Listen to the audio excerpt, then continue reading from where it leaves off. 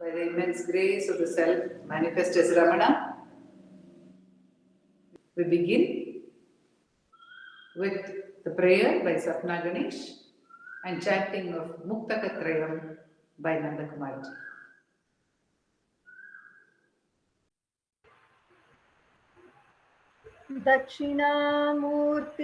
दक्षिणामूर्तिसारम्भां शङ्कराचार्यमध्यमां रमणाचार्यपर्यन्तां वन्दे गुरुपरम्परां वन्दे गुरुपरम्परां वन्दे गुरुपरम्पराम् शुक्लां वरदरं विष्णुं शशिवर्णं चतुर्भुजं प्रसन्नवदनं ध्यायेत् सर्वविघ्नोपशान्तये आङ्गिकं भुवनं यस्य वाचिकं सर्ववाङ्मयम् आहार्यं चन्द्रतारादि तं नमः सात्विकं शिवम् ॐ नमो भगवते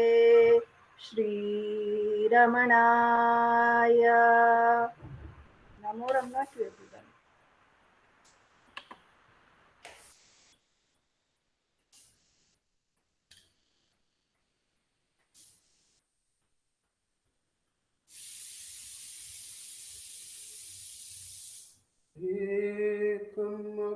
एकमक्षरम्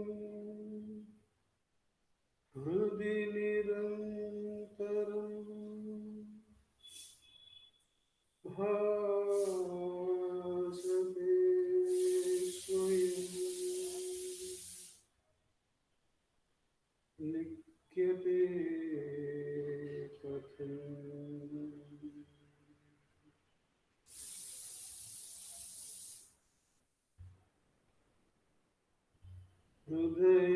हृदयकुहरमध्ये केवलं ब्रह्ममात्रम्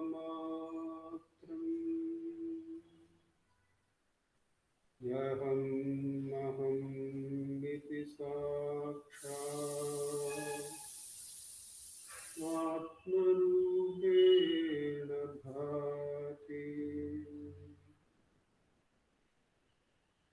हृदि विषमनसा स्वं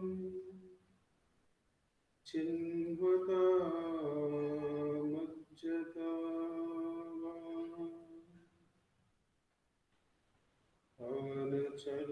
आनचलनरोधा आत्मनिष्ठो भवत्वम्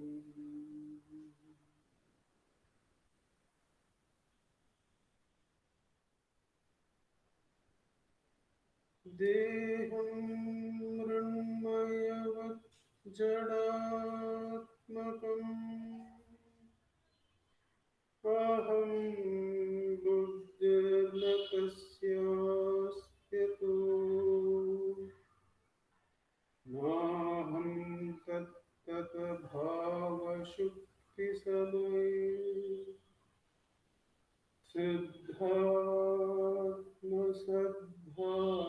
सिद्धात्मसद्भावतः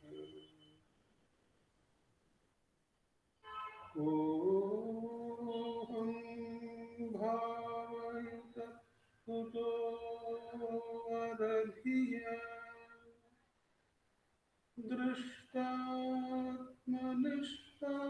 दृष्टात्मनिष्टात्मना सोऽहं स्फूर्तितया अरुणाचलशिवः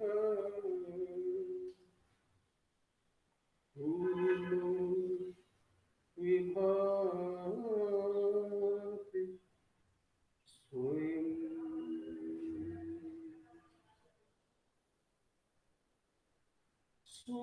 सोऽहं स्फूर्तितया अरुणाचलशिवः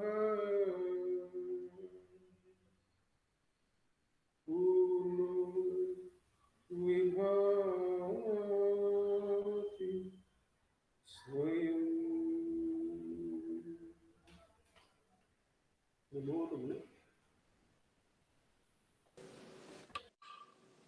Namo Ramana.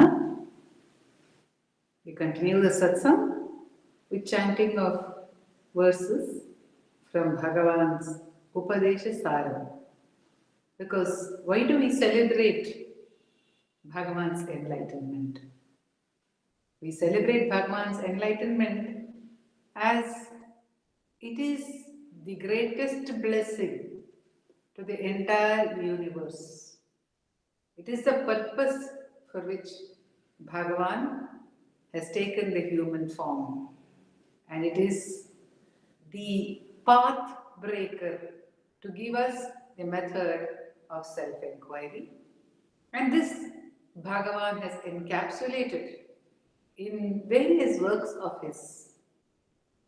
One of the most important among these works is the Upadesha Saram, which is celebrated as the essence of the Vedas.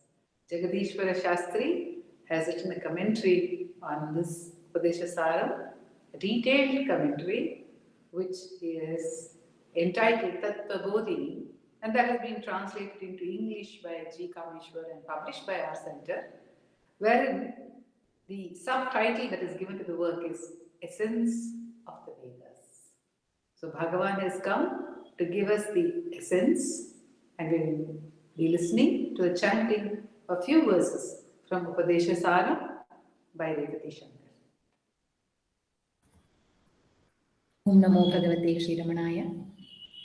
कर्तुराज्ञया प्राप्यते फलं कर्म किं परं कर्म तज्जडं कृतिमहो दधौ पतनकारणं फलमशाश्वतं गतिनिरोधकम् ईश्वरार्पितं नेच्छया कृतं चित्तशोधकं मुक्तिसाधकम् कायवाङ्मनः कार्यमुत्तमम् पूजनं जपश्चिन्तनं क्रमात् जगत ईषधीयुक्तसेवनम् अष्टमूर्तिभृद्देवपूजनम् उत्तमस्तवादुच्चमन्दतः चित्तजं जप ध्यानमुत्तमम् आज्यधारया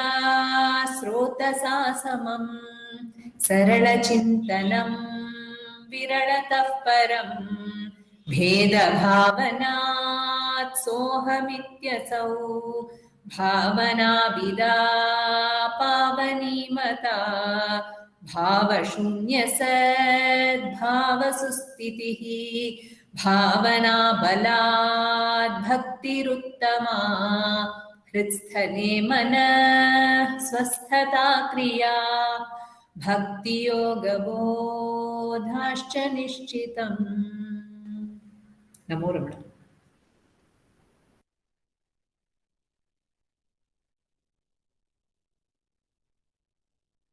Okay, you're on mute, Bhakta. Namo Ramana. We go on to the Ramananjali Sangeetam offerings as part of today's celebrations. We will be having two compositions. The first one, presented by Radha and Vallabh, is a Telugu translation of Sadhu Swami's song. Today, we are celebrating Bhagavan. We are celebrating his enlightenment. How is it that we are able to celebrate his enlightenment? It is because he has come into our lives. And we can never understand, as he himself says of Arunachala, Udiyil vaazhum makkal enpaal udiyam yadani petra. How come you came to me? Out of all creatures in this world, what did you gain by choosing me? And Sadhu Swami also gives that same gist in his composition, which is translated into Telugu. And when I was thinking about Bhagavan, when I was meditating about Bhagavan once when we were preparing for our English production, I tried to think of Bhagavan's entry into my life. And it struck me that I cannot place a date or time for Bhagavan's entry into my life. Such is His grace. We say that He has entered our lives, that He has chosen us, but really we understand when we look at His enlightenment, we understand that He is the very self. And therefore, He has been with us not just from the beginning of this birth, but from before time, if such a thing is there. And He is the one who's pervading everything. That is what His jnana signifies. So that will be presented by Pratibha Sundaresh.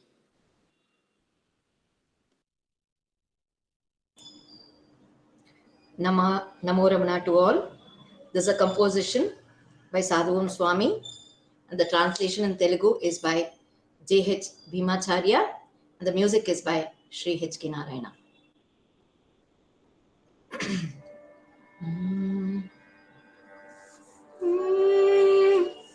జ్ఞానం ధ్యానం సాధనం ఒకటి లేని నాకు జ్ఞానం ధ్యానం సాధనం ఒకటి లేని నాకు రమణ ఎట్లు దొరకితివి కారణమేమో రమణ ఎట్లు దొరకితివి కారణమేమో జ్ఞానం ధ్యానం సాధనం ఒకటి లేని నాకు రమణ ఎట్లు దొరకితివి కారణమేమో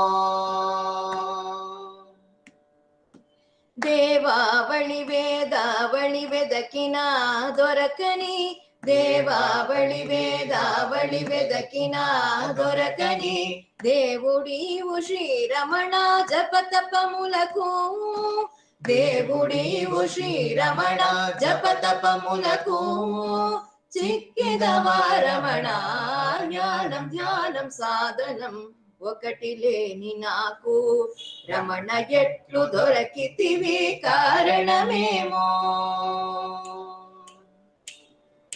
వీధులందు తిరుగుచున్న ఈ పామర జీవుని వీధులందు తిరుగుచున్న ఈ పామర జీవుని ఉద్ధరించిన రమణ పట్టితి శ్రీపాదం ఉద్ధరించిన రమణ పట్టితి శ్రీపాదం దాటితి భవసాగరం జ్ఞానం ధ్యానం సాధనం ఒకటి లేని నాకు రమణ ఎట్లు దొరకితివి కారణమేమో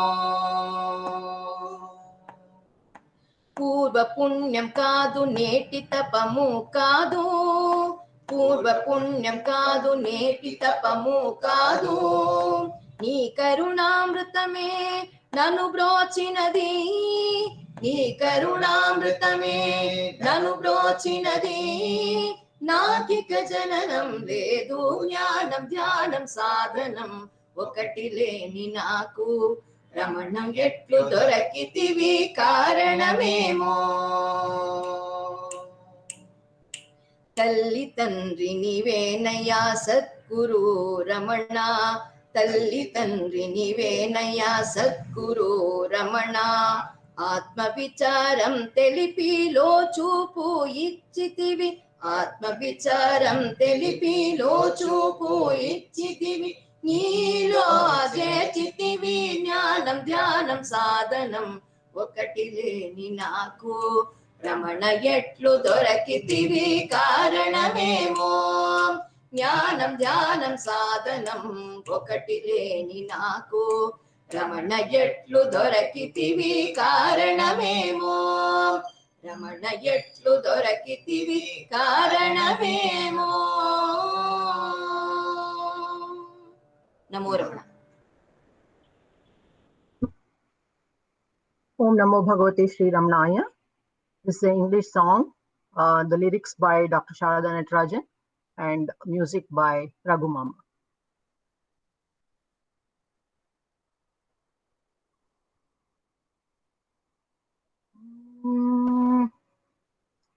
I cannot remember the day we first met, for I have known you, beloved Ramana. Ever since I have been, ever since I have been, I cannot remember the day we first met. For I have known you, beloved Ramana, ever since I have been, ever since I have been. Indeed, it is only through you that I have known myself. Indeed, it is only through you that I have known myself. By you that day dawns, by you that night sets, by you the day dawns, by you that night sets.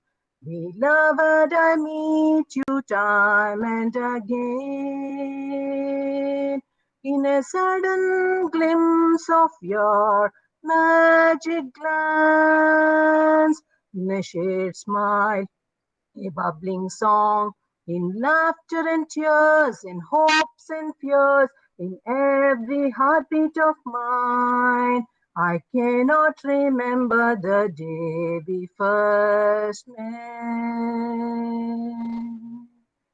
For I have known you, beloved Ramana, ever since I have been, ever since I have been. Even when I have wantonly turned away from you,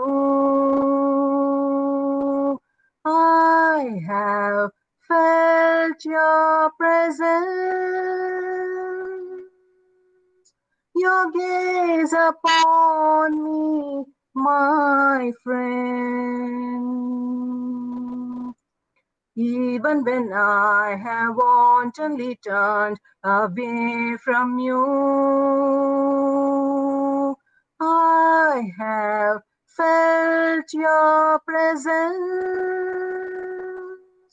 your gaze upon me, my friend. Beloved, I meet you time and again in a sudden glimpse of your magic glance, in the blue skies, the white clouds, in blossoming trees and coming of rain, and every heartbeat of mine. I cannot remember the day we first met. For I have known you, beloved Ramana, ever since I have been, ever since I have been. I cannot remember the day we first met. For I have known you, beloved Ramana, ever since I have been, ever since I have been. Namo Ramana. Namo Ramana. We find him everywhere and we find him as our beloved because he is the very self. It is said in the Vedas, it is said in the scriptures that the knower of the self becomes verily the self. That's why Bhagavan, when asked who he is, he says he is the self shining in the hearts of all beings. And C.N. Shastri, a devotee from Karnataka, he was drawn to Bhagavan, his life was transformed, he was an agnostic, but when he went into Bhagavan's presence, when he came to know about him, his life was transformed and he became a devotee of Bhagavan and he composed several compositions On Bhagavan, he would sing. He was a great singer.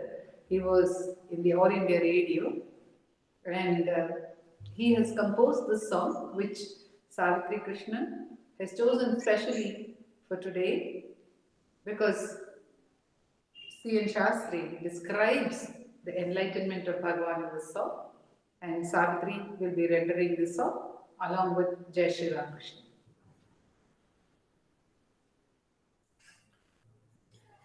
योगी रमण परम गुरुवे योगी रमण परम गुरुवे त्यागी योगी सुख शांति नीने भोगिय हृदय धीराचिपे नीने त्यागी योगी सुख शांति नीने भोगिय हृदय धीराचिपे नीने त्याग भोग सुख दातनु नीने त्याग भोग सुख दातनु नीने बागिद शरणर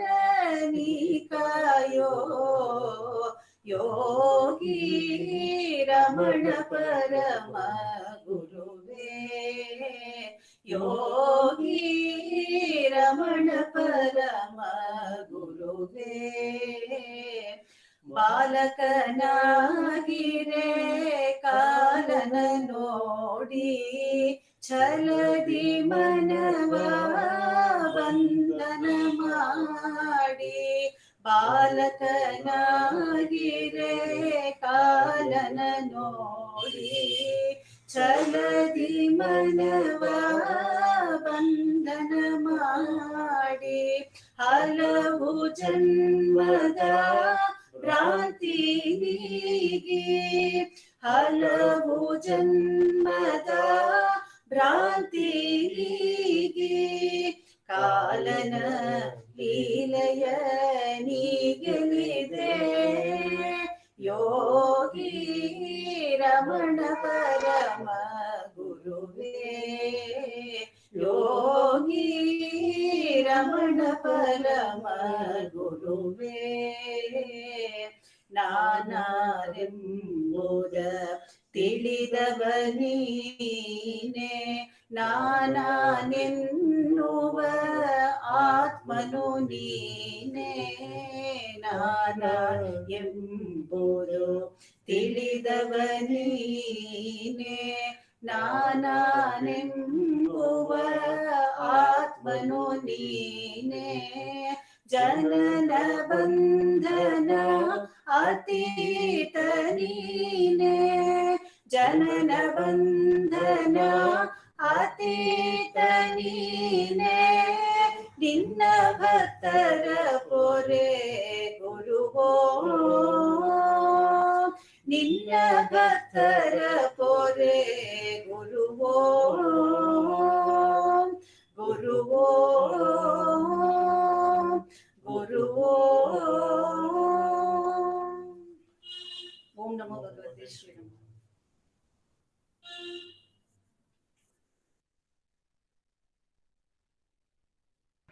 Akka, you are on mute. I had said that we thank Savitri for setting up a beautiful decoration. Savitri, would you just put your video on? She has set up a decoration also, background, which is special for this occasion of the picture, the youngest picture of Bhagavan that we have. And this picture is what we find in that room where Bhagavan got the enlightenment in the Madurai room. So thank you to Savitri for that as well. And we go on in this sharing today. We were listening to Nanda Kumarji's reading of the account of Master Nomi, which we are looking forward to hearing the second part of The sharing by Nandakumar ji and the reading.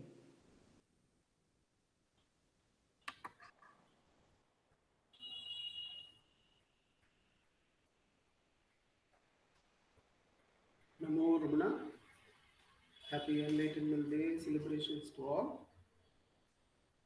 As is not unusual with Bhagwan, we find the account by Nome, Master Nome here, recounting Bhagavan's teaching of Atma Vicharam emanating from his enlightenment experience.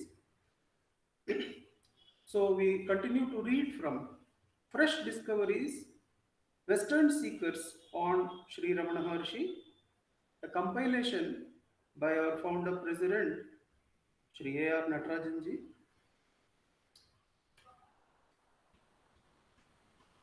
We find that Master Nome had talked about silence, grace, wisdom of Bhagavan, and how the life account of Bhagavan is far more important than the life account of any of us. So we pick up this thread where we left off.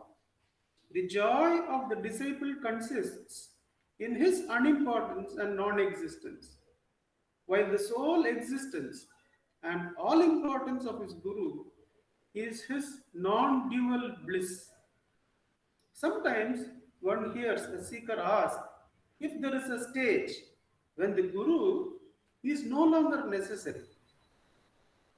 The answer is that a stage is reached when the disciple is no longer necessary.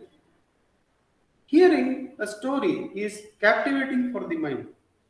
If the story is endowed with wisdom, such as are the stories told by Vasishta and the episodes related in the Upanishads, and of course, the sublime story of our Guru, the Maharishi, the mind is led by the story beyond all stories. It is just as when a decoy deer has been displayed to capture the deer, the wild deer. Any story about a disciple or a devotee serves only to further glorify the wondrous Guru. We do not focus upon the transitory, illusory body of the disciple or devotee, or upon the dreamlike illusions of the events and the objects depicted in the story, or upon the unreal personality and individuality of him or her. Rather, we find ourselves reveling in the liberating presence of the Guru, our Bhagavan, immersed in his sweet grace, with each story being in some way our own. Whenever I am asked to give some story that pertains in the least to my life, there is the distinct feeling that there is nothing to be said. This is so because, firstly, all the events, that is, all the events in any of our lives, the author feels, all the events can be told from ever so many perspectives. Secondly, because the events themselves are unreal. And thirdly, as disciples and devotees, our only real story is our dissolution in and merger with him, like a river when it joins the ocean. Fourthly, there is truly no one born, living, or dying about whom to say anything, the unreal adventures of a phantom man in the city of the clouds. Moreover, once the Maharishi's story is heard or read, who would care to listen to or read any other? Yet I myself am always thrilled to hear any anecdote about anyone touched by his grace and knowledge in any manner whatsoever. So this is the inner story of Periya Puranam, where the devotee loses his life and the life of the devotee becomes part of the Satcharita of God or Guru. So, if there is anything said here that can serve the function of reminding a fellow disciple or devotee about the immensity of his grace and the importance of the knowledge he reveals, this will have served some useful purpose. But if any emphasis would be placed upon this body, or if there would arise any fascination with a supposed individual, such would run contrary to the intention in saying these things, the intention of him at whose request this has been written, and the intention of truth itself. What is presented here are more a few descriptions of what has occurred inwardly than any depicting of an outward tale of events, actions, or circumstances. Whatever is declared here is Sri Bhagavan's alone and does not indicate in the least any individual significance, but only the glory of the timeless presence of the Maharishi. It is said that not a stone on holy Arunachala was untouched by his feet. I am just one of these stones. It does not seem possible to determine when illusion or Maya began, with all its confusion and bondage. If an inquiry is made as to its nature, it vanishes and proves beginningless in the sense of never having begun at all. With true knowledge, it is, however, found to be non-existent. It never came to be, like the illusory snake where, in fact, there is only a rope. There is no actual happiness or peace in illusion. Delusion spawns desire and fear, anticipation and hollow memories, and attachment and aversion as one yearns for happiness, expecting to obtain from someone or something else what is actually one's own. Life appears confusing and binding, while death appears fearful and inescapable. There seems to be no access to the truth, and the purpose of life remains unknown or forgotten. Even if some word or symbol pertaining to the truth is presented, there is no ability, it seems, to retain the symbol, let alone comprehend it and abide in its true significance. It is a turbulent ocean, mirage-like in nature, with billows of sorrow and troughs of boredom. It is an empty prison without walls and a dream without beginning and end. Meetings are transient and separation is forever. And though there may be an agreement of deluded ideas, there is no true love. Like dry leaves before gusts of wind, one is driven by karma as one tries to cling to what cannot possibly last and attempts to avoid the inevitable. One learns and learns as life slips by with no real wisdom forthcoming, and one never thinks to look within. There is fear of loneliness that could swallow one up, but one never inquires to see just what this fear is. that fear it is that is there when consumed, you are all alone. I'll read that again. There is the fear of loneliness that could swallow one up, but one never inquires to see just what it is. That is there. When consumed, when that fear is consumed, you are all alone. The description of delusion could go on endlessly, as repetitive as ignorance itself. And when the truth is known, self-revealed by the grace of the Guru, the whole illusion is mere nothingness with no duration. Though illusion is nothing, it seems so powerful and encompassing. Though it seems powerful and encompassing, it is really nothing. The author takes us through the inquiry of Vairagya and the fear of death and the fear of illusion, which are counterparts. As far as the individual is concerned, there is the fear of death. As far as the whole creation is concerned, there is the fear of it being Maya. And he says, when inquired into, and that fear is consumed, as Bhagavan did on that holy day of enlightenment, he faced the fear. Akka says that if you have to cross the threshold and go into who you really are, the eternal self, one has to die to that which is mortal. And that is what Bhagavan did on that day. He faced Maya. He faced the fear of death. And as the author writes, that we don't inquire and see. I'll read that. There is the fear of loneliness that could swallow one up. But one never inquires to see just what that fear is. That is there when consumed, when that fear is consumed, you are all alone, untouched by any fear, and the Maya which appeared beginningless becomes nothing. It is really nothing, says the writer. The grace of the Guru pierces the illusion, bubble-like dream in inexplicable ways. It is always blissful and liberating. It reveals itself as direct experience and shines as revelation. It manifests as sudden samadhi, transcendent of the body and all thought, and with no apparent previous cause or condition. It displays itself in a myriad lessons of wisdom, the essence of which is always knowledge of oneself. How Bhagavan inquires, what is it that is mortal in me? What is it that dies? And stiffens the body, holds the breath, stills the thought, which are all mortal, and finds that am I dead? No. Now that I have stilled all that is mortal in me, am I dead? Bhagavan finds no. I am still alive. The deathless spirit is going on as aham, aham, aham. I am not these body parts. I am not these thoughts. I am not the breath that has a beginning and end. I am the deathless spirit.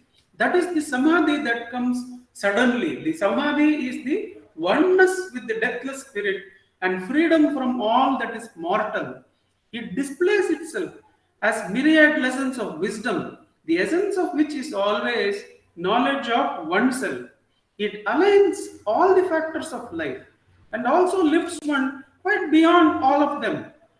Though for many, all these things happen after seeing some passage of his teaching or being blessed by his darshan through a picture or having seen him when his body still lived, Sri Bhagavan also manifests his grace in all these ways prior to one's knowing anything about him, even his name, and only later makes known to the disciple or devotee his name and form, which for us is the name of the ineffable and the form of the formless. In his inscrutable divine guidance, Bhagavan accomplishes what needs to be accomplished at the perfect time and in the perfect way. Thus, in all these ways and more, this presence manifests, unasked, thou givest. By not erroneously claiming any of these blessings as the possessions of the ego, they endure and are not lost to obscuring vasanas. So, when we don't proclaim this possession, the possession of samadhi as mine, then it endures because it is not limited by one saying that it is his possession. They are identified as being of the grace of Maharishi and are not imagined to be the results of fate, of one's own merit, or of the mind's activity or meanderings. The samadhi, they shine due to the boundless power of vivid reality which Sri Ramana himself is. His presence manifests, yet may not be known at first to him, to be him in the sense of knowing anything about a guru or the self, let alone having any idea of finding and devoting oneself to that guru or having the ability to abide as that self. Later, one learns of the holy name, Bhagavan Sri Ramana Maharshi, and gains the darshan of the most serene, bliss-bestowing gaze. Then the heart is flooded with joy, and the path that seemed winding and as narrow as the razor's edge becomes straight, direct, and so wide as to make it impossible to go astray. Once we find Bhagavan's royal path, where is anything else? There is only Bhagavan's path, there is only the Atman. The Maharishi revealed the secret of bliss, the real source of deep lasting happiness. He showed the source, the nature and the experience of happiness to be one and the same. It is not of worldly or sensory character.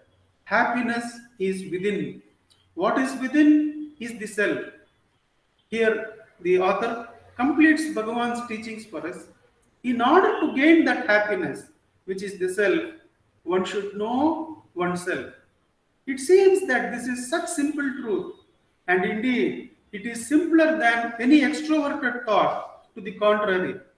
But to fully grasp it and dwell unwaveringly in it is essential.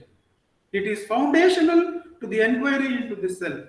Hence, he has so dearly enunciated it in the preamble to the sacred set of liberating instructions contained in Who Am I? Once it is truly understood, there is freedom from the world. No longer could anything cause suffering, be it an object, an event, conditions, or a person. With this instruction, the tangled knot of desire and aversion, indeed all attachment, was cut asunder in such a manner as to make it impossible to be recreated. With this simple, profound instruction by Sri Ramana, a direct way to be transcendent of the world was opened that far exceeded the slow approach of dealing with each desire and aversion individually by attempting to remove each thought about such while staying at the same level or kind of identity as those thoughts. The detachment thus yielded is of a luminous freedom and peace, the mind's concerns vanishing like the darkness before the sun. Wherever and whenever we are, bliss is with us, in us, and can no more be parted from us, that we can be separated from our own existence. The joy of absorption of his teaching and absorption in its profound meaning far surpasses the fulfillment of any desire, even all of them put together. Bhagavan has revealed bliss, and with a happy heart, all is at peace. Om Namo Bhagavate Shri Ramanaya. Namo Ramana. We say that we are celebrating Bhagavan's enlightenment. What greater celebration of his enlightenment than the fact that so many have been bestowed by Bhagavan with that very state.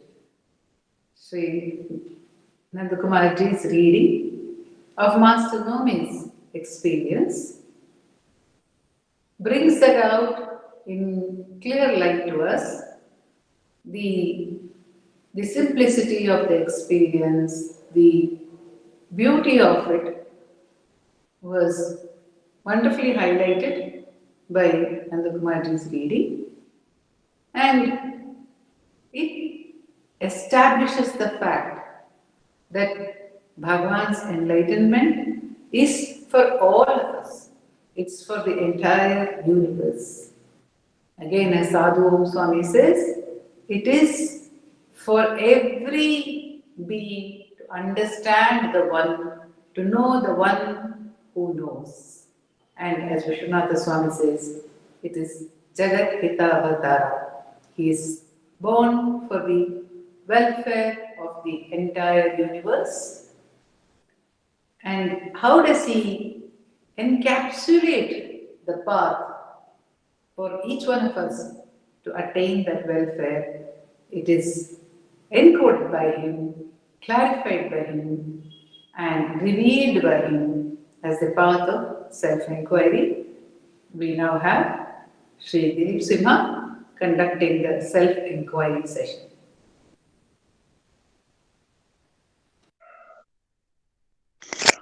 Namo Ramana.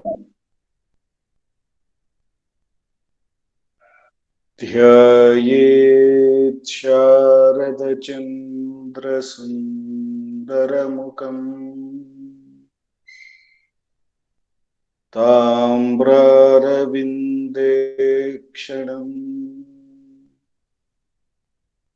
Bhaktabhishtavarabhayapradakaram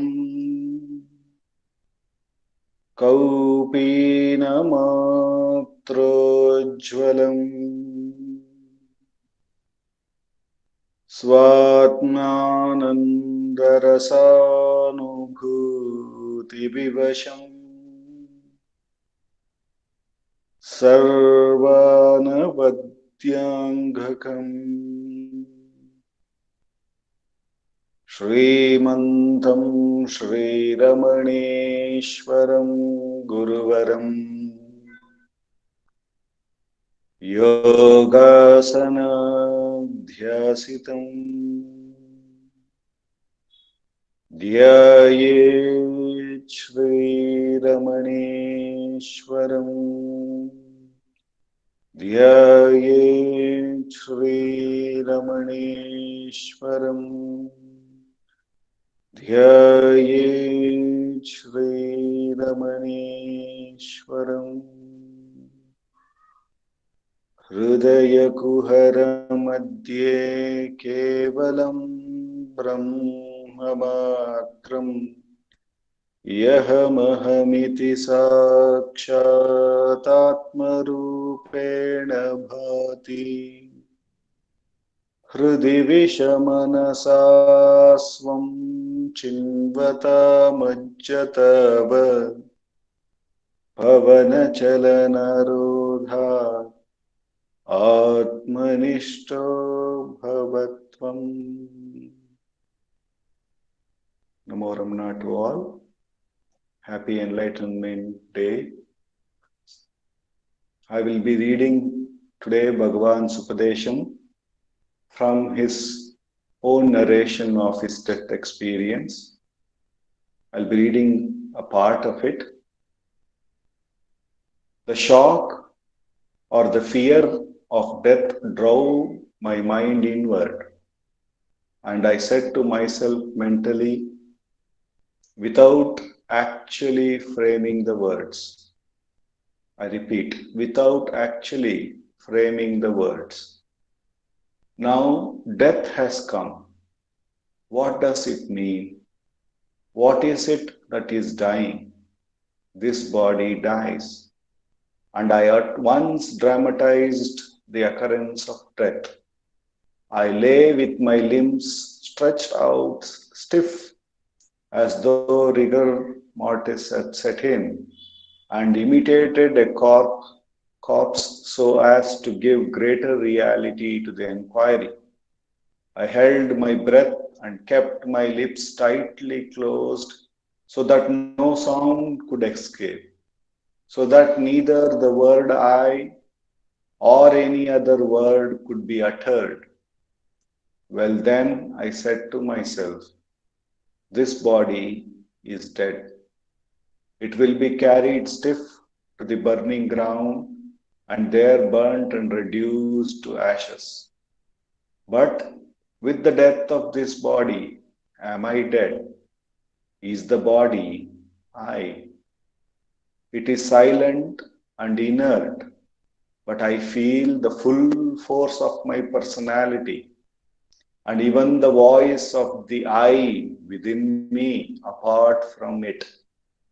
So I am spirit transcending the body. The body dies, but the spirit that transcends it cannot be touched by death. This means I am the deathless spirit. I'll repeat the last sentence again. So I am spirit transcending the body. The body dies, but the spirit that transcends it cannot be touched by death. This means I am the deathless spirit. All this was not dull thought. It flashed through me vividly as living truth which I perceived directly, almost without thought process. I repeat again that all this was not dull thought. It flashed through me vividly as living truth, which I perceived directly, almost without thought process. I was something very real, the only real thing about my present state, and all the conscious activity connected with my body was centered on that I. From that moment onwards, the I or self focused attention on itself by a powerful fascination. I'll stop it here. Bhagavan is bringing our attention to two things here, that none of the death experience for him was something which was mentally thought over. He just observed the things as it was. or as it is for all of us also right now, that there is one truth to which all these thoughts are appearing and disappearing, all these states of waking and dream, and the sleep is coming and going, and yet that doesn't go through any of this waking. It doesn't wake, it doesn't sleep, it doesn't dream. It is there. That spirit is there. So that which is there, Bhagavan is asking us to perceive it, to know it as a living truth, he says. He says that that is the living truth. But everything else is a thought. The waking, the dream, it's all full of thoughts. It's a built up ideas and concepts. Whereas from under whose light, if all these ideas are having reality, if we see, if we turn within and check, then that living truth becomes very clear, vivid. Bhagavan says it becomes very vivid, directly perceived. And after that, Bhagavan says one more thing. I was something very real, only real thing about my present state. That is very important. Even though we may experience that reality, that living truth, but if we still don't give it the complete reality, still if we hold on to these thoughts, to this way, whatever is all the events that are happening in the waking dream as equally real, then again we may lose it. So Bhagavan is saying that was the only real thing about my present state. After that, it was the only real thing that he held on to. And all the conscious activity with my body was centered on that. So whatever happened, whatever the body did, it did. But he was always in that living truth. From that moment onwards, the self focused attention on itself by a powerful fascination. When one recognizes that is the only living truth, there is nothing else, and if one is keen about the truth, one would not even go and attend to anything else anymore. There will be no more fascination for anything. Bhagavan is saying it, that from that moment, the grace made him fully focus on itself. So Bhagavan says that the mind will gain enough strength to remain at the source. That is what exactly Bhagavan means in Atma Vichara. So in Atma Vichara, which Bhagavan has given us to experience that living truth vividly, he says that every thought that rises within us is all nothing but the ego, the imaginary thing, the individual which is not existent. So instead of that, moment we recognize that there is a thought, we should diligently inquire to whom is this. Thereupon it becomes very clear, it is I, for me, I. Then that imaginative identity becomes very vivid, clear. And once that becomes clear, we should further inquire, who am I? What is that which gives reality to this idea of I? Or where from this I, or what do I refer to as I? Or where from this thought I rises within me?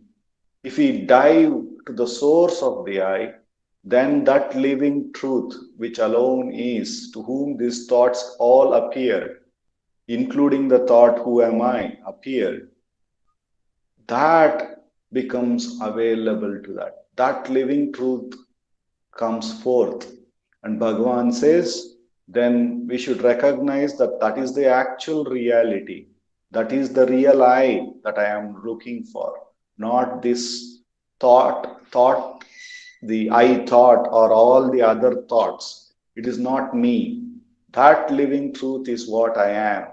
And when one gives reality to it and abides in that, Then Bhagavan says, from then on, with that fascination to that truth, as Bhagavan says, the mind will gain enough strength to remain at that source.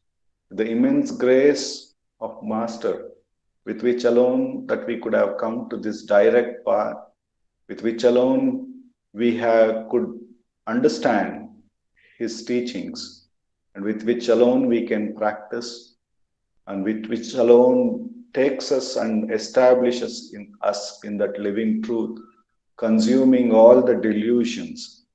Let us do Atma Vichara for the next 10 minutes.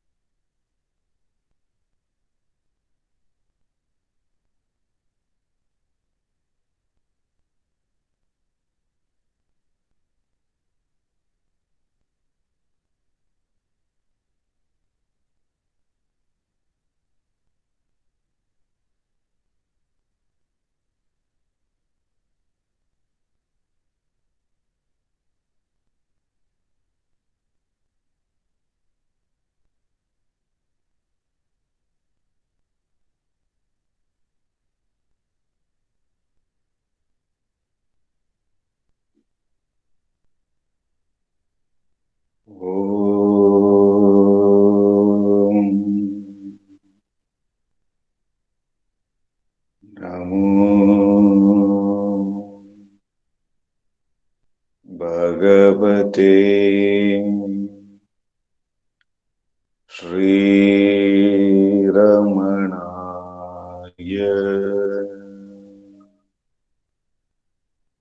Namo Ramana. Thank you. Namo Ramana. Thank you. We go on to the sharing by Venkatesh Deshpandiji of Bhagavan's translation of the composition Hastamalaka, which shows the beauty of that state which we are celebrating today, the enlightenment, the Jnanodaya. Om Namo Bhagavate Sri Ramanaya.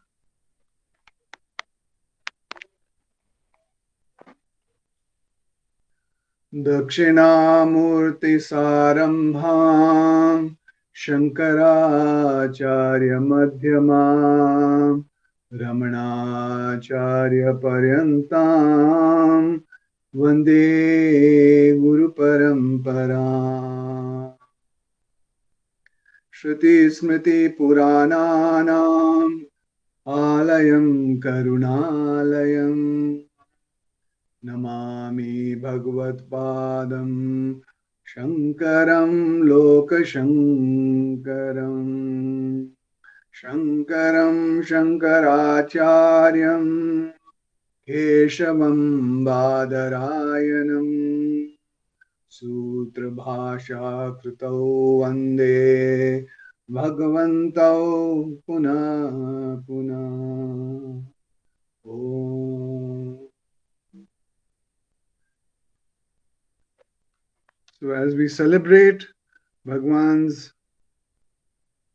Enlightenment Day today, I thought let us try and, we will go into the Hastamalaka a little later, but I thought let us talk about Bhagwan's teachings itself, because what excites me most about any great one is what does it bring on the table?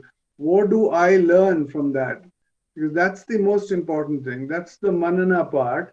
And then we try and see how do we practice that manana into make it nididhyasana.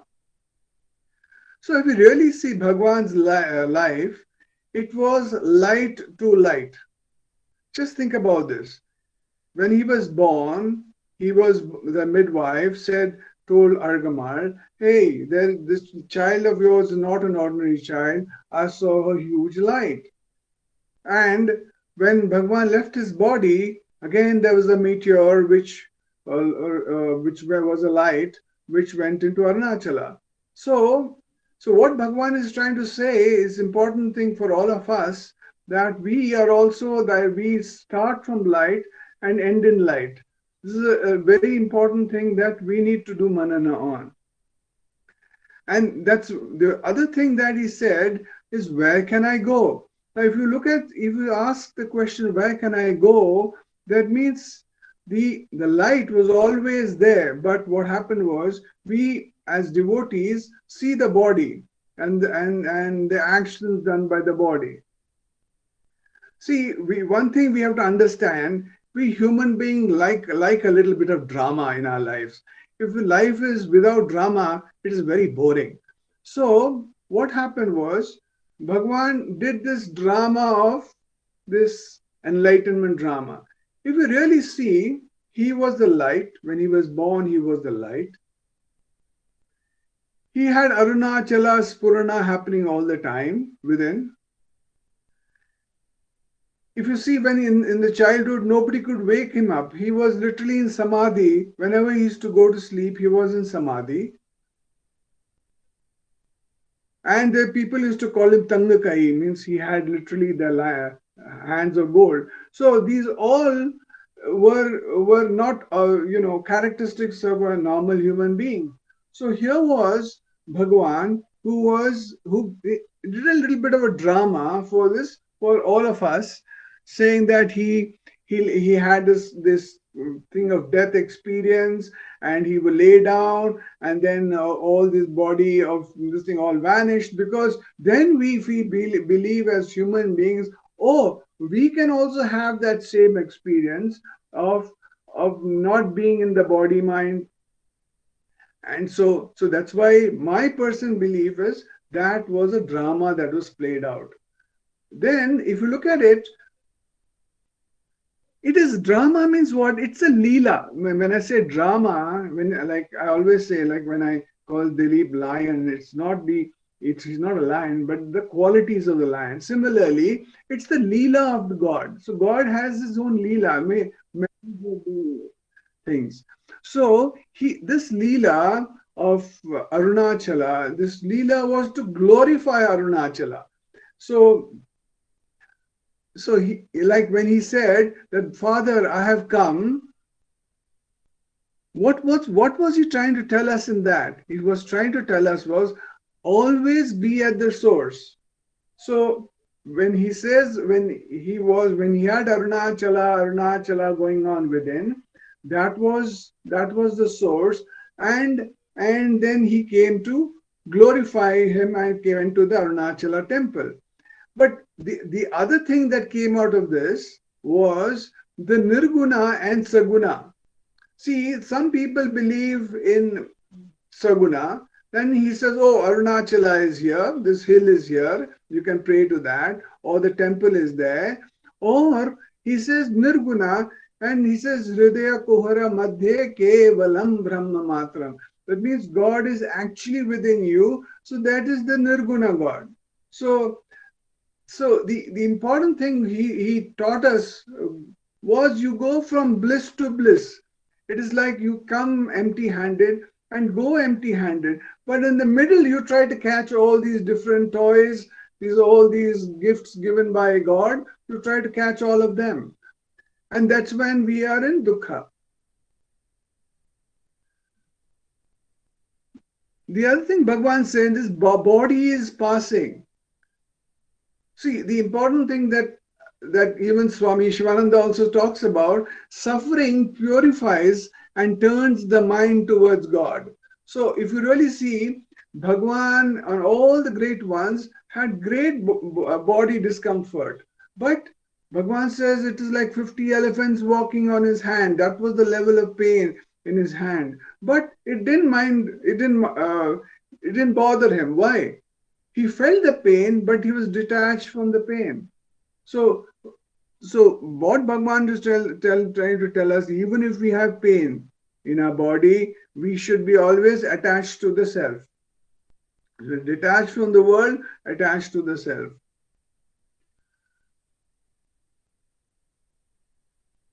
So the other thing I think is extremely valuable Bhagavan told us was return unkindness and injury with service and love. See, if you read this again, return unkindness and injury with service and love. If you see those robbers who came and wanted, because there were foreigners who were coming into the hut, they came and they went into the hut and were looking, they couldn't find anything, and they beat Bhagavan on his head, on his feet, on his legs. But the other devotees said, shall we also beat them? So Bhagavan said, no. That we are all here as we are in in satsang. We are all trying to get to God. So we should not do that. So this is an important thing that said that you return unkindness and injury with service and love. The other thing I think is very profound is the aspect of the degree of grace is in direct proportion to the degree of surrender.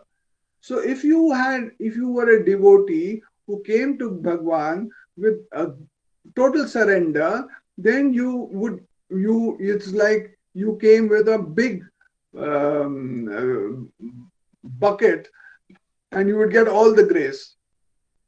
But if you were little surrendered and you had lots of questions, that also was okay, but he would clarify those questions and he would also quieten your mind. So but important thing again Bhagavan is trying to say is that degree of grace is directly proportional to the degree of surrender. So the higher the surrender means higher you believe in Bhagavan, then higher is the degree of grace.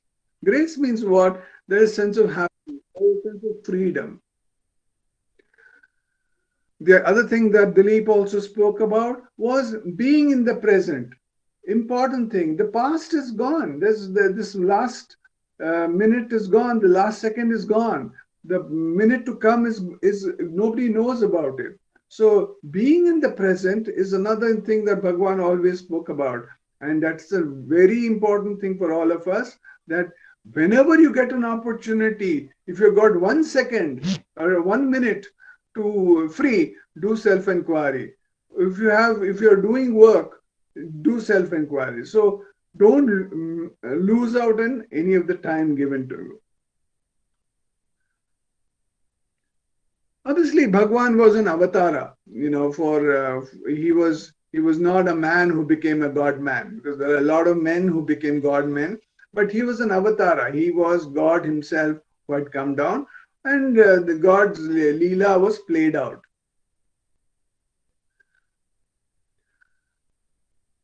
The other thing is, live in the world, but not of the world.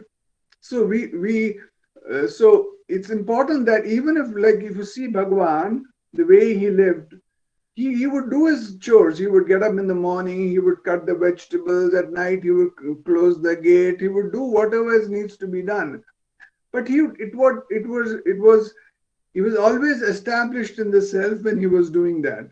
So if you really look at Bhagwan, he was a total package, because he was obviously he was God. Because God is obviously a total package, and this Leela of his is what we keep talking about. This in the talks, in the books that we read, in the satsangs that we have, we talk about his Leela. His Leela is why do we talk about him? Because we think that, hey, someday if we are able to emulate some of those aspects in our lives, then at least we get a sense of happiness. But important thing really is, Bhagwan says, is that where can I go? So Bhagwan is here and now. So this is the greatest lesson. Where is Bhagwan? He's not sitting in Tiruvannamalai only. He's not sitting on Arunachala hill only. He is in your heart. So the most important lesson that Bhagwan told all of us, he glorifies the self in all. That means Hridaya Kuhara Madhye Kevalam Brahma Matram. That's the most powerful Eka Shloki, which says that God is within you. So how did he glorify that? That Arunachala hill, which is a column of light, that same light was born as Ramana, and that same light merged back into Arunachala. So it was the same light. So exactly the same thing he's trying to tell us, that we are exactly that same light of Arunachala. But we don't seem to see that, because we seem to be caught up in this world of names and forms. So I thought on this on this beautiful day of Bhagwan's enlightenment, we could glorify him and speak about his Leela. I'm not sure. I think so. I don't have much of time to do Hastamalaka today. So, but basically, what does Hastamalaka say? Hastamalaka says that it is like seeing a gooseberry on your hand. Being in the self is like being in seeing a gooseberry in your hand. So it's important that all of us go inwards and be able to be in that peace. When you say Om Shanti, Shanti, Shanti, it is actually being in the self. So this little boy, Hastamalaka, was in that state of, and Shankaracharya had to come and glorify his state. And he obviously Hastamalaka became a devotee of Bhagwan Shankaracharya. But important thing really again is to understand is that state. It's not the state of doing, because when the little boy was young, he was just a boy of 7. He was acting very funnily. He used to be disinterested in things. But his inner being was of the highest level, but nobody could see that. So there was Shankaracharya who came, who praised him and brought forward that inner state. So Bhagwan also is trying to say the same thing. Doing is not important. Being is most important. What you do does not matter. What your intentions are behind what you're doing only matter. Om Namo Bhagavate Sri Ramanaya. Namo Ramana. The essence of Bhagavan, the essence of being, and the essence of the reason why we are celebrating this Jnanodaya have been touched upon by Venkatesh Deshpandiji, and we go on to the sharing from Dr. Kalarani Rangaswamy on Jnana Vichara Padalam. Again, the very title says Jnana, so we can see how closely it is linked to that which we are celebrating today.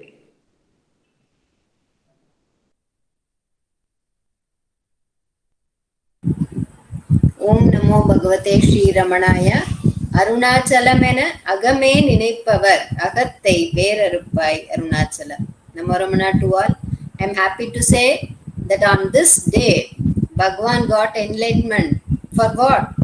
To enlighten us only. Because Sadhuvam Swami beautifully says, கற்று கொடுங்களப்பா, அதை கற்று கொடுங்களப்பா, எதை கற்றுக் கொண்டால் இனி இன்ப துன்பம் இல்லையோ. And in the last stanza he says, எதை கற்றுக் கொடுக்க குரு குரு எடுத்து வந்தீரோ அதை கற்றுக் கொடுங்களப்பா. For what you have come as Guru, please teach us that. And that is the purpose of the enlightenment also. So his infinite grace, he has given us in that process for enlightening us. He has translated the great work of Devi Kaloktra Jnana Vichara Padalam into Tamil. And the last satsang we saw, Irikkiren en kalayodu eintha chaitanya uru sakti. That's what we saw in the last satsang. Here Bhagavan explains which is the greatest sakti. His great wealth gives one a great sakti. His assuring great knowledge gives a person a great sakti. His getting great fame gives one a great sakti. Is the thought that I am a great karma yogi gives great sakti. Is the thought I am a great devotee makes one a saktiman? No, not at all. Because when one at a particular time they have to lose all they have acquired, all the saktis.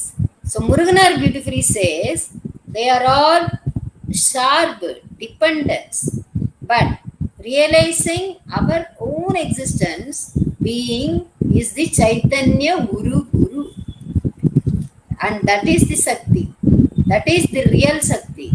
As Dilip ji said in the last satsang, he is the king of universe because universe is within him, universe is abiding in him. Once there was a sage in that state, and people were giving great respect to that state. The king came to know about the sage and wanted to see him. So he sent some of his ministers and asked him to bring that sage to the palace. When the sage entered the king's court, king welcomed him with Purna Kumbha and made the sage sit on a special chair. And the king stood folding his hands like this by the side of that sage. The king said, "Oh Swami, first of all, you have to forgive me to bring you here to my palace. But I want to clear a doubt. That is why I did like this." "Oh, that's okay," said the sage. Because jnanis at that stage, they don't have any difference whether they are in the forest or in the palace. So he said, "It's okay. What's your doubt? Tell me.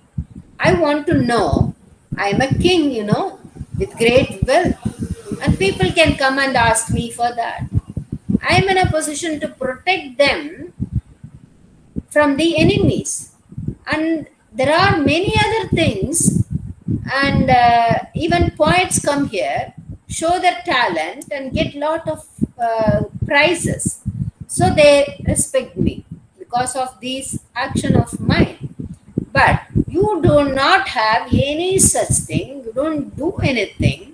But I feel people respect you more than they give respect to me. What's the reason? Oh, sage, that's my doubt.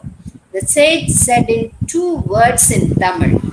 He said, Ni nirka, nan irukka. See, you are a great king, standing before me, folding your hand, and I am sitting before you. Can that happen with any other person? That too, you only made me to sit here. And that is the difference, that's all. Person who realizes his own real nature, his existence, is the king of universe.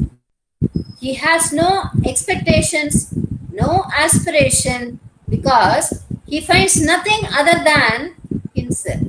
So it is said, the universe is within him. He sees the universe as pure existence. Bhagavan says, you must be ever ready to throw off this world. But remember not to waste even a small dust, what we call in Tamil as turumbu. Don't waste even a turumbu. Even a small turumbu should not be wasted. Bhagavan used to tear blank space from the letters that come to ashram. Even he used to tear the blank spaces in newspaper also, and he stitches them into a small notebooks, and he used to use them for writing the highest Anmayana Tattvas in that stitched notebook. When we were in Delhi, I have seen Professor K. Swaminathan following this Upadesham very strictly. When my father goes to Delhi Ramanacentre work, he said he would give, Professor K. Swaminathan would give a half page for typing. He will say, it's enough Guru Swami, the letter is very small only, you can adjust. For that matter, Professor A.R.N. Uncle, Slochana Auntie, Muruganar, Periya Swami, Vishwanath Swami, Kunju Swami, Kanakama, and many others are the rulers of this universe, I can assure. Once a devotee asked Bhagavan, how can jnanis like you sit quiet without moving when there is a turmoil in the world? Bhagavan replied, yes, they should, but how do you know jnanis are not rendering any help? The remaining where they are in itself is a help to the world. To all outward appearance, they seem to be doing nothing. Supposing there is a wealthy person, in his dream, he goes for begging, work as a coolie, sweeps the street, and in the same manner, a jnani may do anything according to his prarabdha, but he remains unattached and maintains a dignified aloofness. His Shakti works in many ways, but he does not feel happy or unhappy over the success or the failure in his effort. That is because he sees the world as full of Brahman only. He can have feeling the no gratification or sorrow when he does not feel that he is in this body, that he is a man, or that is the world. That is the Chaitanya Guru Shakti, that being realized by Jnani. So it is said, he is the king of the universe. Suri Nagamma reports in our book Letters from Ramanashramam that there was a discussion about the book on the life of Shankara Vijayam and Vidyaranya. Bhagavan said his mental power was so great. As he was a great devotee of Sri Vidya, he wanted to create a city in the shape of Sri Chakra and started doing it in Hampi. But what happened? The route, he could not complete that.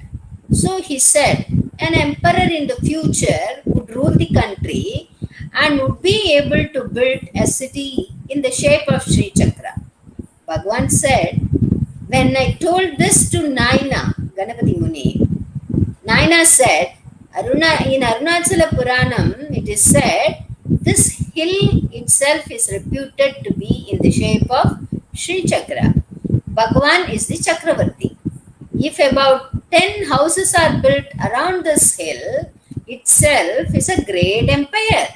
Shankara must have intended this only. So saying, Naina arranged the whole administrative setup by saying, he is the commander-in-chief, that man is treasurer, and this man is that and that. It used to be very amusing, Bhagavan said, all sitting together and say, what are the refreshment today for our darbar? And they used to draw up a program and cook with what all they have only. And they used to conduct the program as if they were ruling the empire. Naina actually drew up a plan on the paper for the city to be built. A special place was allotted to Bhagavan also in that plan. No king, no kingdom. Plans are getting ready. Where is the king? Where is the kingdom? Asked Bhagavan one day. Subbarao, a disciple of Naina, said, why there is no king? He is just opposite to us. Only this king wears a linen cloth. That's all. So that is the Shakti. And the Shakti that makes one realize his existence. The Shakti because of which the whole universe shines. On this Enlightenment Day, may Bhagavan bless us with that Shakti to realize ourselves. Om Namo Bhagavate Shri Ramanaya. Namo Ramana. Dr. Kalarani has voiced the prayer of every one of us in today's celebration. And we go on to the sharing by Ujjwal Jagdish based on Ganapati Muni's Ramanacentre.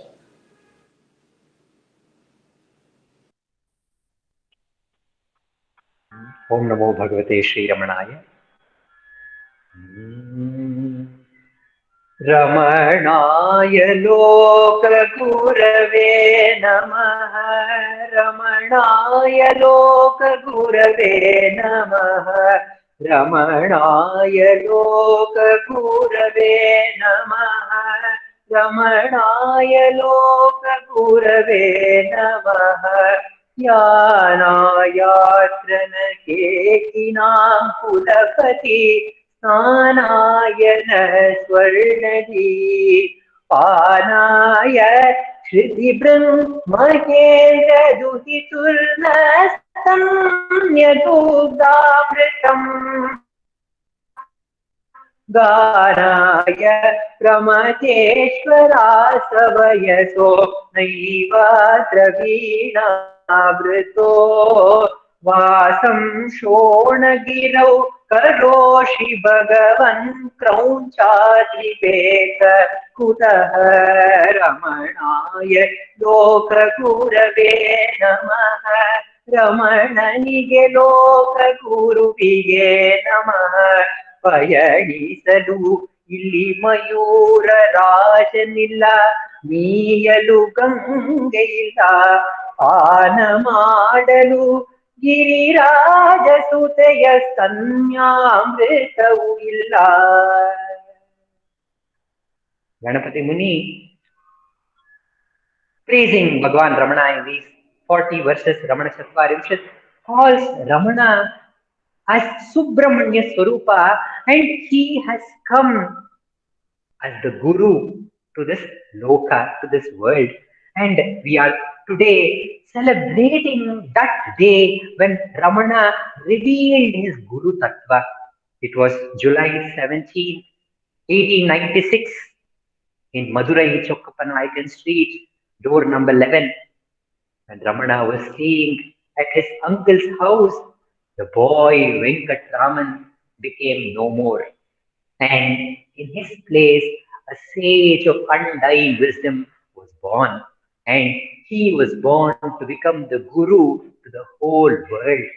And Ganapati Muni, when he saw Bhagavan and surrendered to him and got the first spoken Upadesha from Bhagavan, he realized he is not an ordinary human being. He is the seer of seas. He is Maharshi, and he is the Guru, and he is the beloved of all. So he should be called Ramana, and he is not an ordinary human being. He is divine himself.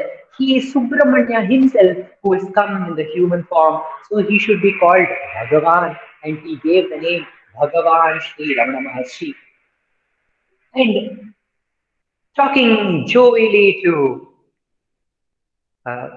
Ramana, Ganapati Muni himself was the avatara of Ganapati, and he saw Bhagavan as his brother, younger brother, Subramanya, and he is asking his younger brother in a very, very jovial manner, "Oh, Subramanya, my little brother, why have you come to this Shonagiri? Why have you come and staying in Arunachala?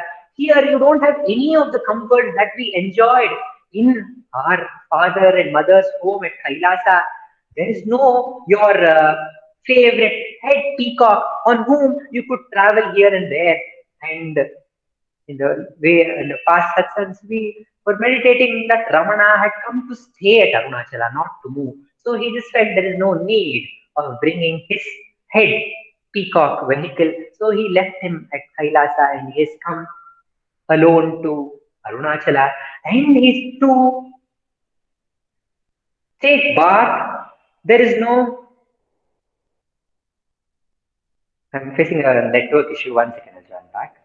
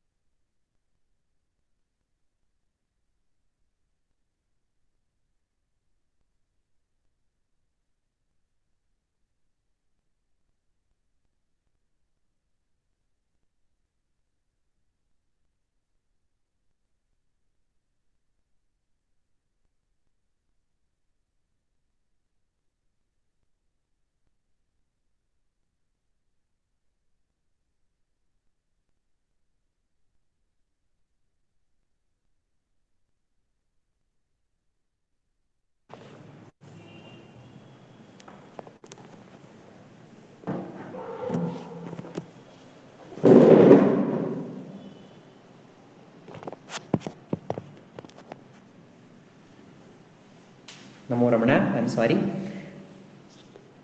But he is asking that the Ganapati Muni is asking Ramana, who is Subramanya, "Oh Ramana, there is no the Ganga to take bath. What are you doing?" And Ramana has come to that Arunachala, which is Karuna Purna Sudhabde. It is the ocean of nectar where all the rivers come and merge in that ocean. So Ramana has come to the ocean, so he is not missing the Ganga too. And the next line he is asking, "Are you not missing that milk of grace, the sweet milk, nectarous milk of Mother Parvati, who is the daughter of the Parvata Raja?"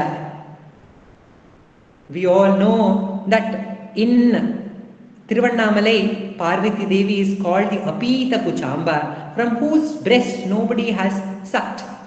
And the explanation is given by the scholars that she is called Apita Kuchamba because Parvati gave birth to Ganapati and Subramanya not in the usual manner, but we know that how she created Ganesha by her turmeric paste that she had applied on her body, and how Subramanya was born out of the spark which came out of Shiva's third eye.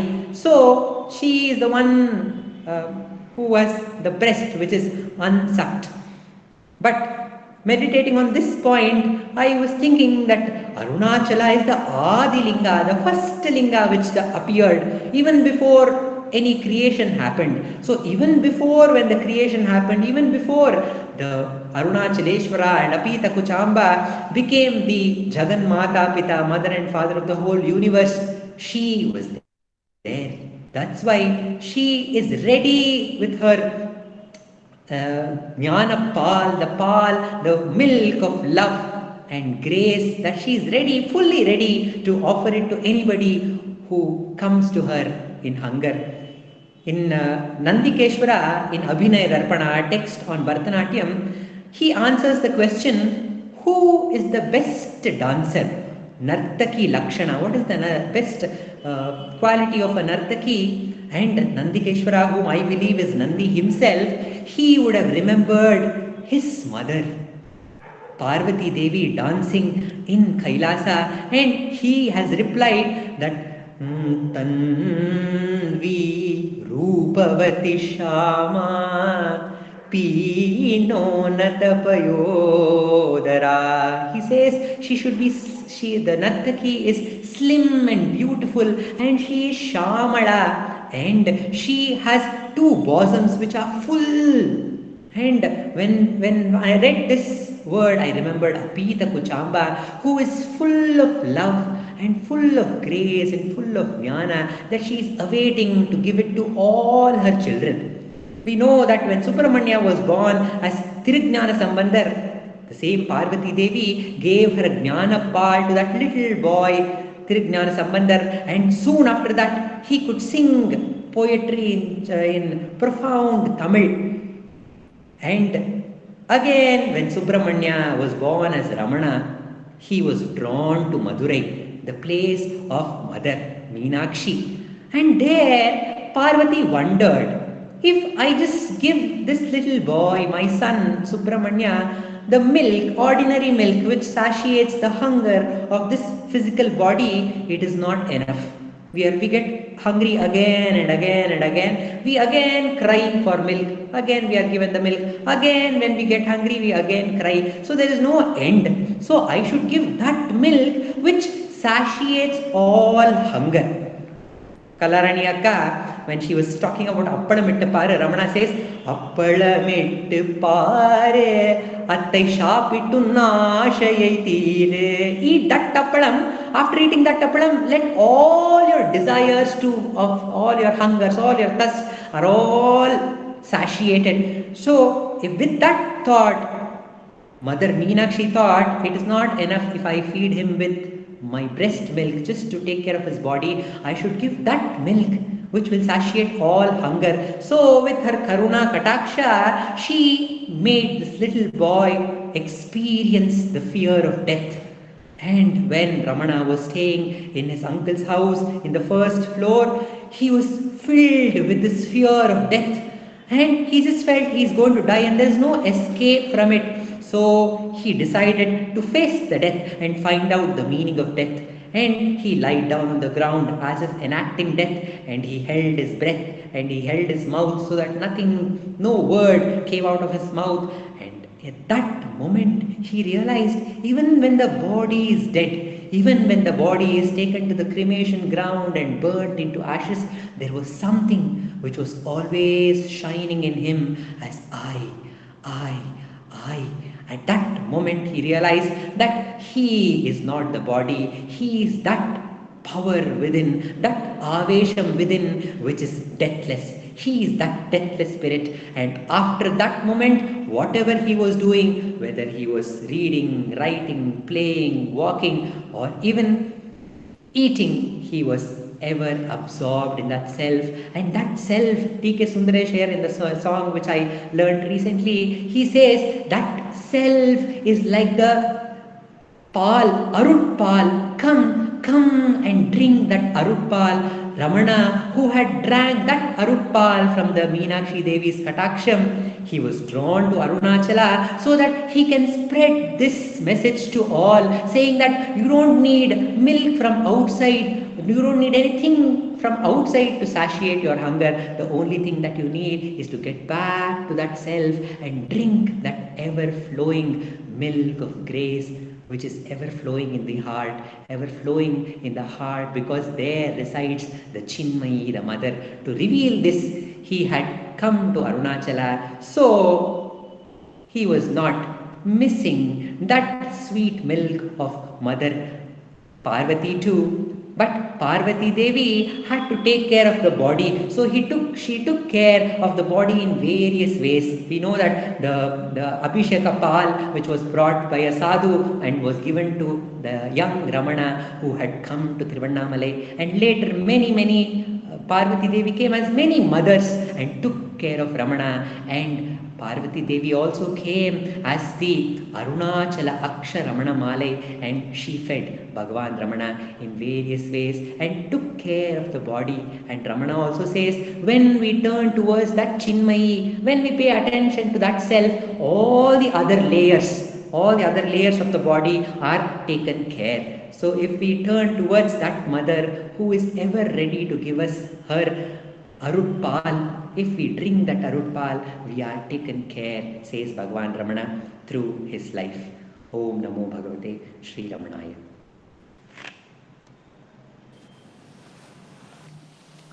Namo Ramana.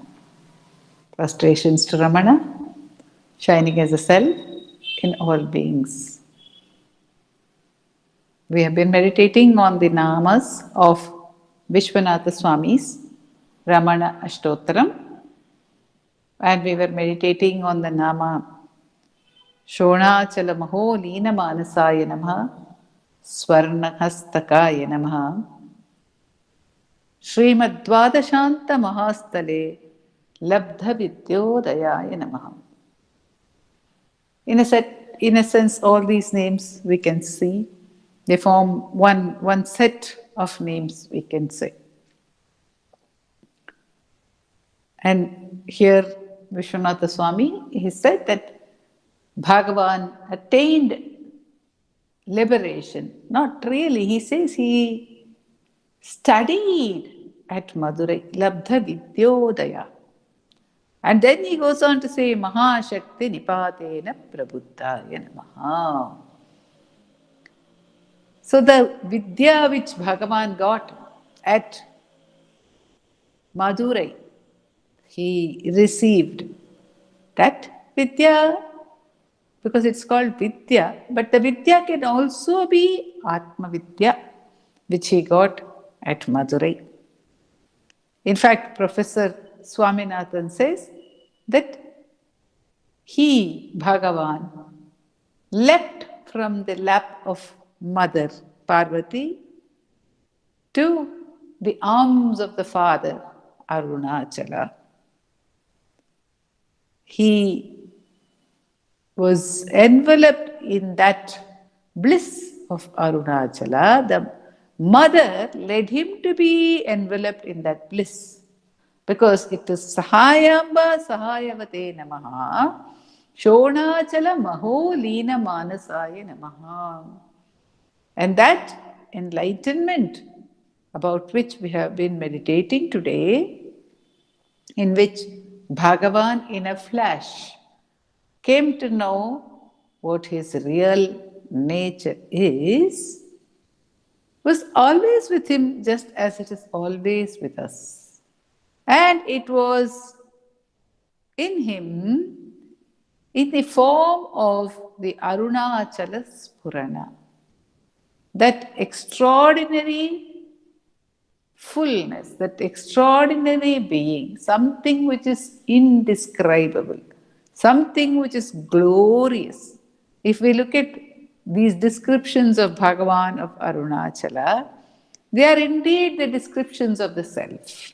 So Bhagavan was in that state always. Even before he was born, he was in that state. So what happened on the 17th of July, 1896? If we look at that, if we look at the fact that even though we say that he is an avatara Purusha, why did he play out this Leela? Is, as I was meditating on it, even in the morning, it is to put his stamp of authority on that method of self-inquiry. Bhagavan, we found that he has blessed every aspect of a seeker's life. He has blessed Pujanam Japas Chintanam Kramat. Venkatesh Deshpandeji had pointed this out to us when we were celebrating Bhagavan's Jayanti online. And we meditated on it. The whole center meditated on this concept and we presented it. That Bhagavan has blessed the puja. As a boy, when he used to go with his friends on picnic, he used to do Abhisheka to the Shiva at Kaliyar temple, offer flowers, offer Nevidyam. He blessed the puja. And Japa, he blessed immensely because the Arunachala Nama was ever shining in his heart. So how did he bless the Chintana?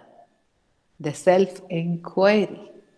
That he blessed on this day, the 17th of July, when he allowed the Mahashakti to reveal itself in him.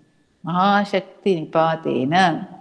It is said that that great Shakti enters one. It descends upon us. That Shakti descends upon us.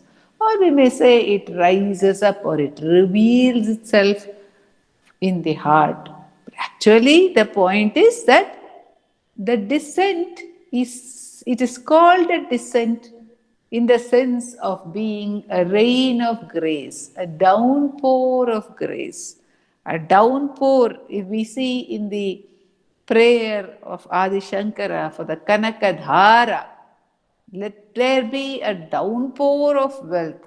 That Muruganar Swami refers to Bhagavan as the rain cloud of grace from which the downpour happens. So in that sense of there being a downpour of grace, Vishwanatha Swami says, Mahashakti Nipatena Prabuddhaya Namaha. Bhagavan showed us what it means to be enlightened, what it means to be liberated here and now. Vindati iha. Here itself, jivastu devikaha. To become divine while yet in the body. To attain to that truth and to remain completely, lovingly absorbed in it.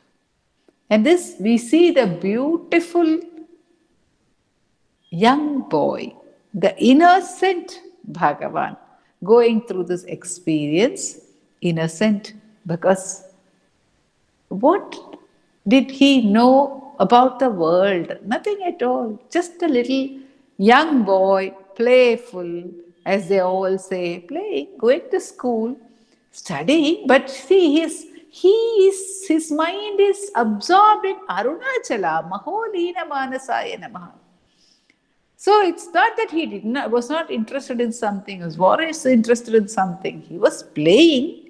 He could sport because that was what it was. The whole of life was a big sport for him that was happening.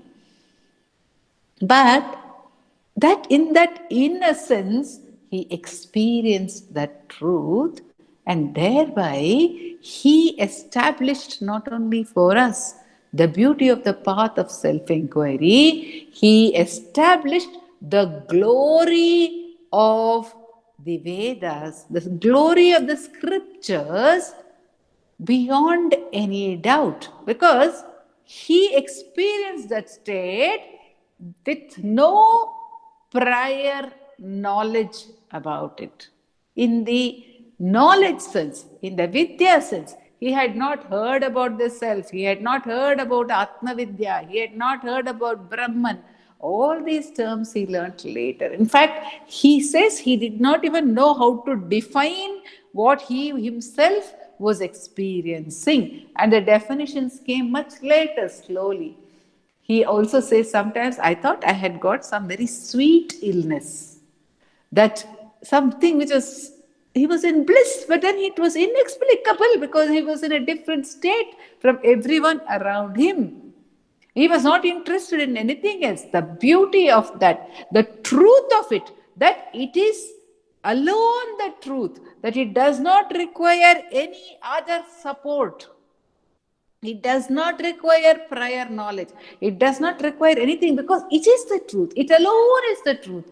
This Bhagavan revealed by that beautiful experience of his as a young, innocent boy of 16 on the 17th of July, 1896, and blessed the entire universe with this Anubhava springing from that absolute simple beauty of his being, of his innocence, of his fullness, of his love. Om Namo Bhagavate Sri Ramanaya. We go on to the chanting of verses from Bhagavan's Aksharamana Malai.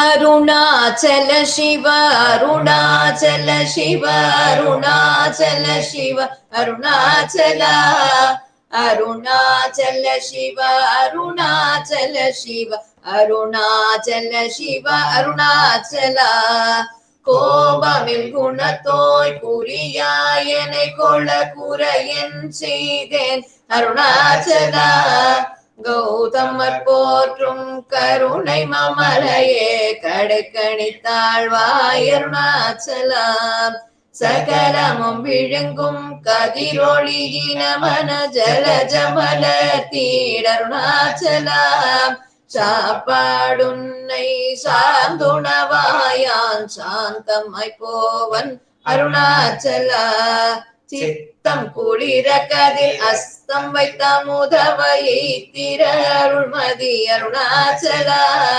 சீரையழித்து நிர்வாணமா செய்தருள் சீரையழித்தருள் Arunachala சுகக்கடல் பொங்க சொல்லுணர்வடங்க சும்மா பொருந்திடங்க அருணாச்சலா சூது செய்தென்னை சோதியதினி உன் ஜோதி ஒரு காட்டருணாச்சலா செப்படி வித்தை கற்றிப்படி மயக்க விட்டுருபடி வித்தை காட்டருணாச்சலா சேராயனின்மை நீராயுருகி கண்ணீராற்றழிவேன் அருணாச்சலா செய்யன தள்ளீர் செய்வினை சுடுமலர் உய்வகையே துரை அருணாச்சலா சொல்லாது சொல்லினி சொல்லரனில் என்று சும்மா இருந்தாய் அருணாச்சலா அருணாச்சல சிவ அருணாச்சல சிவ அருணாச்சல சிவ அருணாச்சலா அருணாச்சல சிவ அருணாச்சல சிவ அருணாச்சல சிவ அருணாச்சலா அருணாச்சல சிவ அருணாச்சல சிவ அருணாச்சல சிவ அருணாச்சலா அருணாச்சல சிவ அருணாச்சல சிவ அருணாச்சல சிவ அருணாச்சலா அருணாச்சல சிவ அருணாச்சல சிவ அருணாச்சல சிவ அருணாச்சலா அருணாச்சல சிவ அருணாச்சலா அருணாச்சல சிவ அருணாச்சலா அருணாச்சலம் வாழி அன்பர்களும்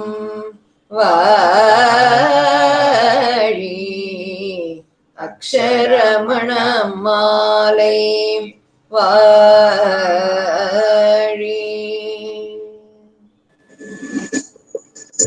Ramana, we conclude today's celebration and satsang with the Ashtotra Puja to Bhagavan.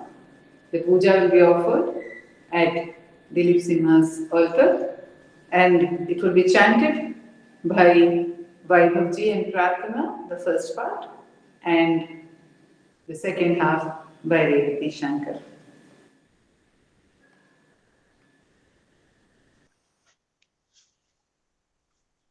नमो रमण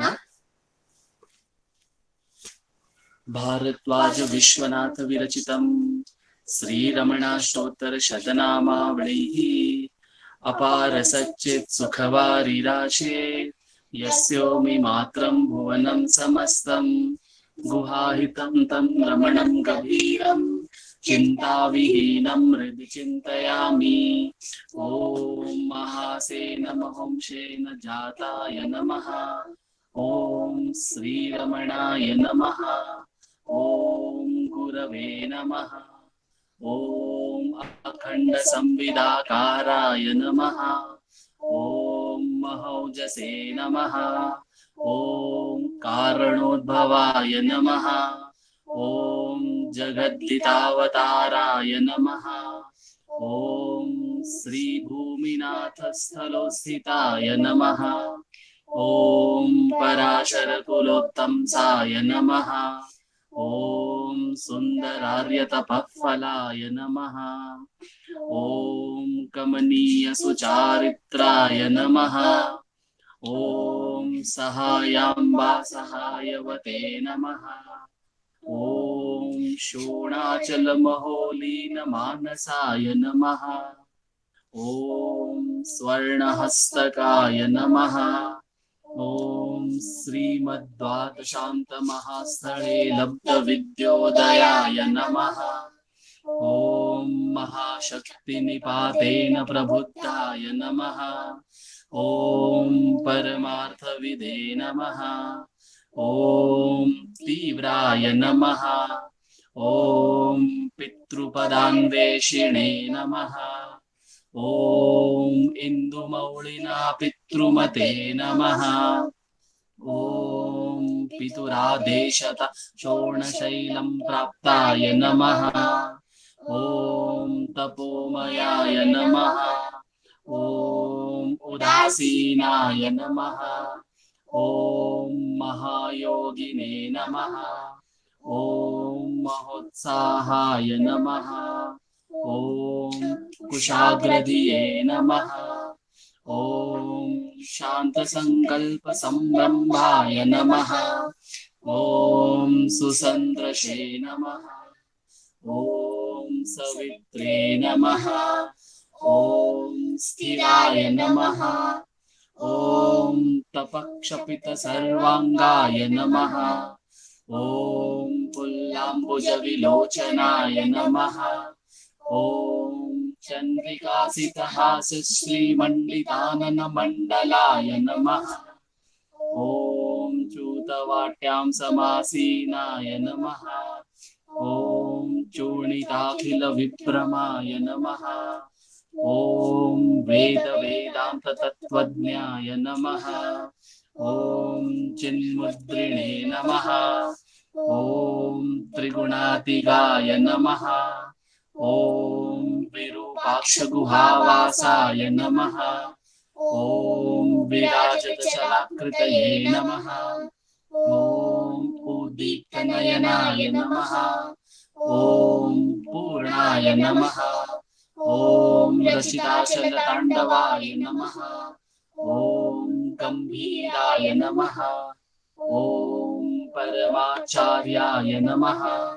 ॐ सुप्रसन्नाय नमः।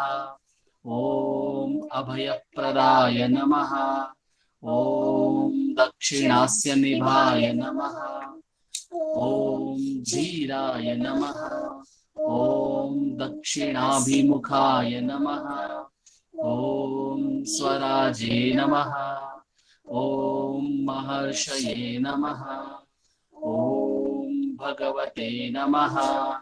ॐ ईड्याय नमः। ॐ भूमविद्याविशारदाय नमः। ॐ विमलाय नमः। ॐ दीर्घदर्शिने नमः। ॐ आप्ताय नमः। ॐ ऋजुमार्गप्रदर्शकाय नमः। ॐ समदृशे नमः। ॐ सत्यदृशे नमः। ॐ सत्याय नमः। ॐ प्रशान्ताय नमः। ॐ अमितविक्रमाय नमः। ॐ सुकुमाराय नमः। ॐ सदानन्दाय नमः। ॐ मृदुभाषिणे नमः।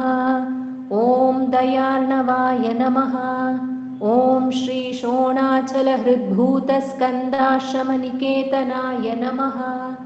ॐ सद्दर्शनोपदेष्ट्रे नमः। ॐ सद्भक्तवृन्दपरिवृताय नमः। ॐ गणेशमुनिभृङ्गेन सेविताङ्घ्रिसरोरुहाय नमः। ॐ गीतोपदेशसारादिग्रन्थसञ्छिन्नसंशयाय नमः। ॐ वर्णाश्रममतातीताय नमः। ॐ रसज्ञाय नमः। ॐ सौम्याय नमः। ॐ आत्मवते नमः। ॐ सर्वावनिमतस्थानाम् आराध्याय नमः। ॐ सर्वसद्गुणिने नमः। ॐ आत्मारामाय नमः। ॐ महाभागाय नमः। ॐ मातृमुक्तिविदायकाय नमः। ॐ विनताय नमः। ॐ विनुताय नमः। ॐ विप्राय नमः। ॐ मुनीन्द्राय नमः। ॐ पावकोज्ज्वलाय नमः। ॐ दर्शनादघसंहारिणे नमः। ॐ मौनेन स्वात्मबोधकाय नमः। ॐ हृच्छान्तिकरसान्निध्याय नमः। ॐ स्मरणाद्बन्धमोचकाय नमः। ॐ अन्तस्तिमिरचण्डांशवे नमः। ॐ संसारार्णवतारकाय नमः। ॐ शोणाद्रीशस्तुतिद्रष्ट्रे नमः। ॐ हार्दविद्याप्रकाशकाय नमः।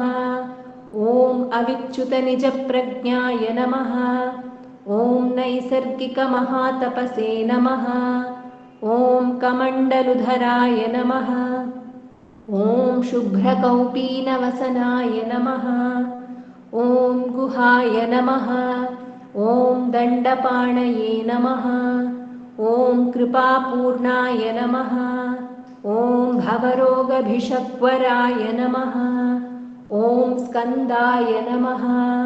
ॐ देवतमाय नमः। ॐ अमर्त्याय नमः। ॐ सेनान्ये नमः। ॐ पुरुषोत्तमाय नमः।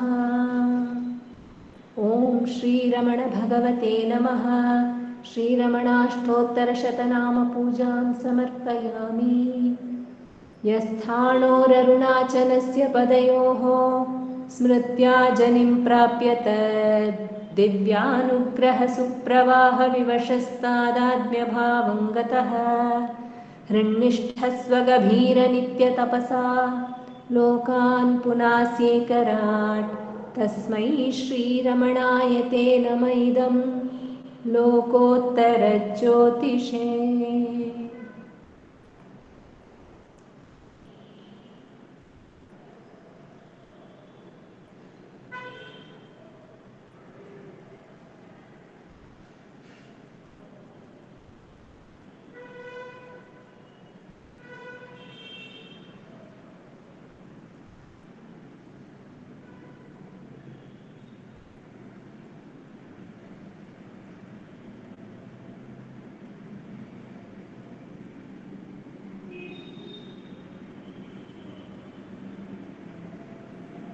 नमो नमो नमो रमण सदाशिवप्रभावरण नमो महर्षि नमो महर्षि नमो नमो नमो रमण सदाशिवप्रभावरण नमो महर्षि नमो महर्षि दर्शनसुखमङ्गलमुखसकलजीवहितसम्मुख ब्रह्मसङ्गीये सदा तुष्ट सदा हृष्ट सदा शिवानन्दपुष्ट परममहर्षि ब्रह्मनिष्ठ समदर्शी नमो नमो नमो रमण सदाशिव प्रभावरण नमो महर्षि नमो महर्षि ನಮ್ಮ ಮನವದೊಂದು ಕಾಡು ನೀನರಿತಿಹೆ ಅದರ ಜಾಡು ಹಿತವನರಿತು ನೀಡು ತೆಮ್ಮ ಕೊರೆಯ ತಣಿಸಲೈ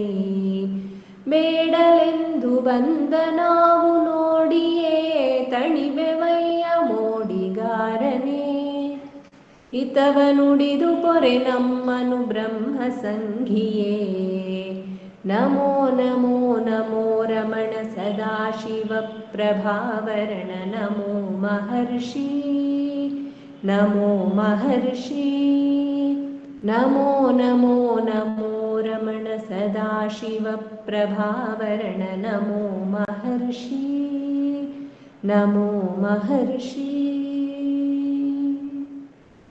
बोलो भगवान श्री रमण महर्षि की जय।